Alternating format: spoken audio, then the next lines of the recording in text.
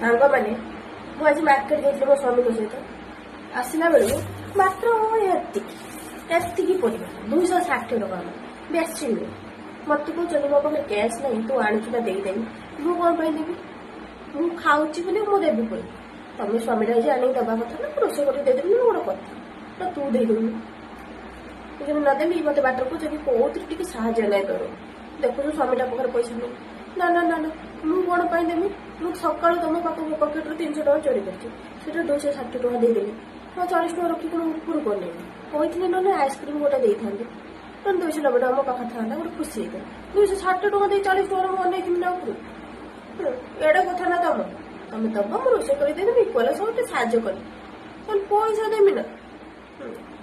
जी सब एक बेकारिया कथा लोकटा आ मत तुम साथ मार्केट जी आज कह मत कौन पैसा दौनी मुझे कहीं देवी मुझे खाइबी देवी तुम्हें दब मु खाई मु पैसा देवी तुम पैसाटा मोर मो पैसाटा मोर तुम किसी बात नहीं मो पैसा बुझे।